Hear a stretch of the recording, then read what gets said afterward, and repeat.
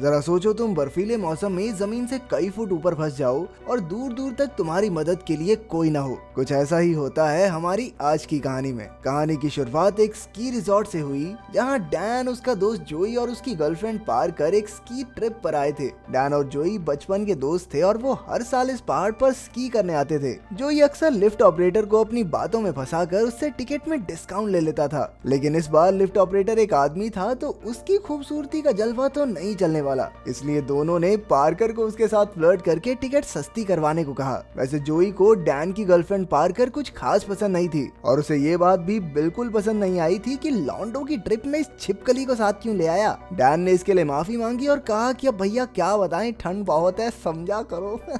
आखिरकार वो तीनों एक लिफ्ट में बैठकर पहाड़ की चोटी की तरफ जाने लगे। रास्ते में जोई ने पार्कर को इतनी सिगरेट पीने के लिए टॉन्ट मारा जिस पर पार्कर ने भी सामने से उसकी बेइज्जती कर दी। तो क्या फूफू करना छोड़ के उस पैसे से पैड खरीद लूं?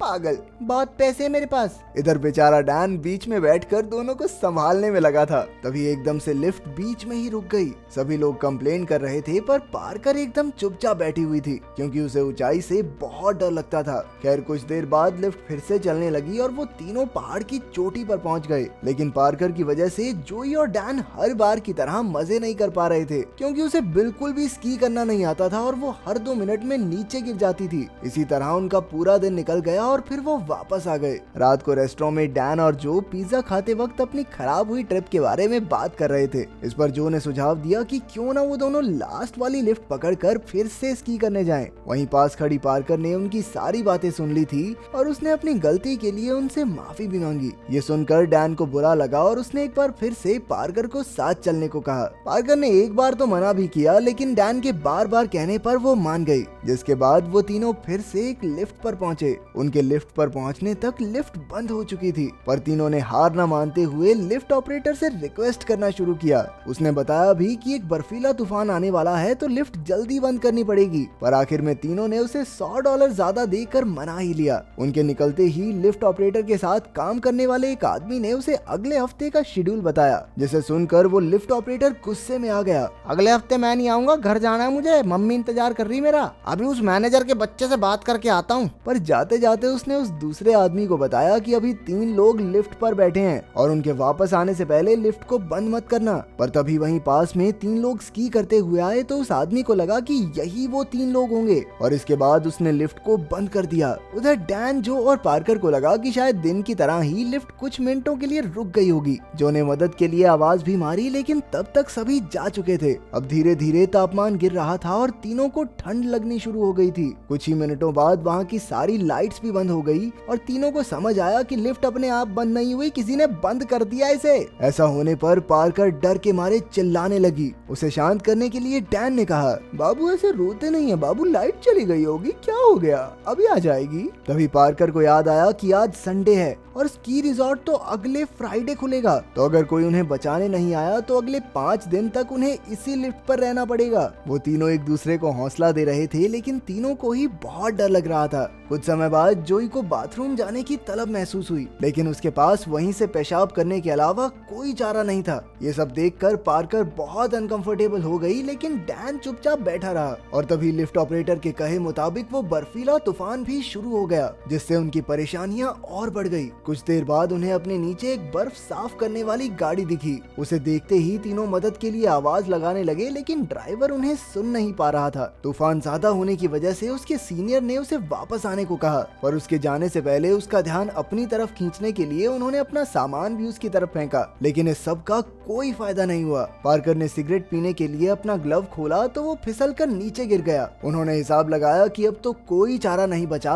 और हम में से किसी को नीचे उतरकर मदद ढूंढनी पड़ेगी। डैन ने ये जिम्मेदारी अपने सर लेने का फैसला किया। बाकी दोनों ने डैन को रोकने की बहुत कोशिश की, लेकिन डैन को लगा कि नीचे बर्फ ही बर्फ तो है, मस्त कूदूंगा, कुछ नहीं होगा। जोई ने उसे समझाने की कोशिश की कि उन्हें सुबह तक इंतजार करना चाहिए, लेकिन डैन ने किसी की नहीं सुनी और नीचे कूद गया। नीचे कूदते ही उसे पता चला कि जमीन काफी सख्त थी क्योंकि उसके दोनों पैर टूट गए। बहुत तेजी से उसके शरीर का खून बहने लगा। हालत इतनी खराब थी कि उसके पैर की हड्डियां साफ दिख रही थी। डैन इतने शौक में था कि उसे किसी की आवाज नहीं सुनाई दे रही थी। वो अपनी इस हालत पर विश्वास ही नहीं कर पा रहा था। उसकी मदद के लिए पार्कर ने अपना स्कार्फ फेंका जो जाकर एक पेड़ पर लटक लटक गया। फिर जोई ने अपने मफलर को एक बॉल बनाकर फेंका जो डैन के पास गिरी, पर वो इतने दर्द में था कि अपने पास पड़े उस मफलर को उठा तक नहीं पा रहा था। बहुत मुश्किलों के बाद उसने उस स्कार्फ को अपने पैर में बांधा और जोई को रस्सी पर लटक कर टावर तक पहुंचने को कहा, क्योंकि हर टावर पर एक सीढ़ी लगी थी जिसकी मदद से वो नीचे उतरकर मदद ढूंढ सकता था।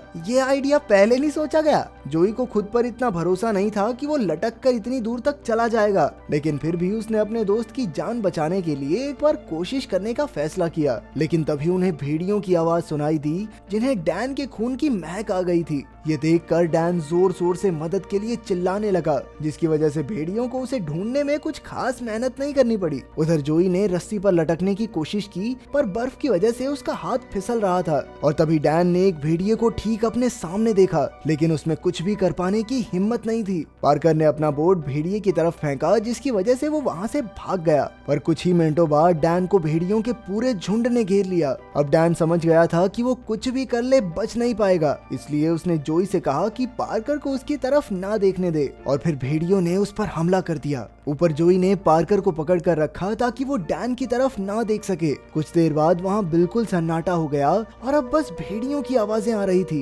पार्कर ने डैन की मौत का इल्जाम जोई पर लगाया, लेकिन उसने ये मानने से साफ इनकार कर दिया। जोई ने अपनी सफाई में कहा कि मैंने तो कितनी बार उसे रोकने की कोशिश की थी, अब अगला ना माने तो मैं क्या करूं। इसके बाद दोनों आपस में बहस करने लग गए, लेकिन आखिर में वो एक दूसरे से चिपक कर सिर्फ रो रहे थे। अगले दिन सुबह उठने पर पार्कर ने देखा कि उसका हाथ एक रॉड से चिपक गया था, और जब उसने अपना हाथ छुड़ाने की कोशिश की तो उसके हाथ की खाल उस रॉड से ही चिपकी रह गई। दोनों की हालत बहुत खराब हो गई थी और उन्हें पता था कि वो एक और दिन यहाँ जिंदा तो नहीं बच पाएंगे। जोई ने फैसला किया कि वो सपोर्ट टावर तक लटक कर पहुँचने की कोशिश जरूर करेगा, पर पार्कर ने उसे कुछ घंटे और इंतजार करने को कहा, जिसके बाद जोई थोड़ी देर और सो गया। कुछ समय बाद पार्कर ने बहुत शर्माते हुए उसी जगह पेशाब किया। वो घिन और मरने के डर से रोने लगी। जोई के नींद से उठने पर दोनों आपस में बातें करने लगे और जोई ने बताया कि वो कैसे डैन से स्कूल में पहली बार मिला था और आज डैन ने उसकी मदद करते हुए अपनी जान गंवा दी। उसने फैसला किया कि वो डैन की कुर्बानी को खराब नहीं जाने देगा। उसने एक बार फिर से रस्सी की मदद लेने की कोशिश की, पर इसी बीच लिफ्ट का एक स्क्रू ढीला हो गया। अपनी पूरी जान लगाते हुए डैन रस्सी से लटकता हुआ अगली चेयर तक पहुंच गया, पर अब उसके हाथों ने जवाब दे दिया था। लेकिन फिर भी उसने हार नहीं मानी और टावर तक पहुंचने की कोशिश करने लगा, जहां एक भेड़िया नीचे खड़ा उसका इंतजार कर रहा था। पार्कर ने जो की मदद करने के लिए अपना स्की पोल उसकी तरफ फेंका, लेकिन नीचे उतरते ही उस भेड़िए ने जो पर हमला कर दिया। उसने जैसे तैसे उस स्की पोल को पकड़कर उस भेड़िए को पीछे हटाया और फटाफट स्की बोर्ड्स पहनकर वहां से निकला। वहां मौजूद भेड़ियों का पूरा झुंड भी उसका पीछा करने लगा। अब पार्कर अकेली उस लिफ्ट में बची थी, पर जब घंटों बीत जाने के बाद भी जो वापस नहीं आया तो उसे शक हुआ कि जरूर भेड़ियों ने उसे अपना शिकार बना लिया होगा। लेकिन फिर भी पार्कर उम्मीद लगाकर उसका इंतजार करती रही। लेकिन जब पूरी रात बीत जाने के बाद भी जो वापस नहीं आया तो उसने अपनी मदद खुद करने का फैसला किया। लेकिन उसके थोड़ा हिलते ही लिफ्ट का नट पूरी तरह से खुल गया और वो नीचे गिर पड़ी। कुर्सी सीधा आकर उसके पैर पर गिरी, जिस वजह से उसका पैर टूट गया। पार्कर ने जैसे तैसे खुद को घसीटना शुरू किया और थोड़ी दूर बाद ही उसे जो की लाश दिखी और उस लाश के बिल्कुल करीब खड़ा था एक भेड़िया। लेकिन पार्कर की किस्मत अच्छी थी क्योंकि जो को खाने के बाद उस भेड़िए का पेट भरा हुआ था, इसलिए उसने पार्कर पर हमला नहीं किया। पार्कर ने बहुत मुश्किल से खुद को एक रोड के किनारे तक घसीटा और बेचारी वहीं पड़ी पड़ी मदद का इंतजार करने लगी। आखिरकार एक आदमी को वो मिल गई जिसने उसे उठाकर अपनी गाड़ी में बैठा लिया। चलो एक की जान तो बची। तो अगर आपको मौका मिले तो आप कहाँ जाना पसंद करेंगे, पहाड़ों पर या समुद्र किनारे किसी बीच पर? कमेंट्स में जरूर बताना। मिलते हैं अगली वीडियो में।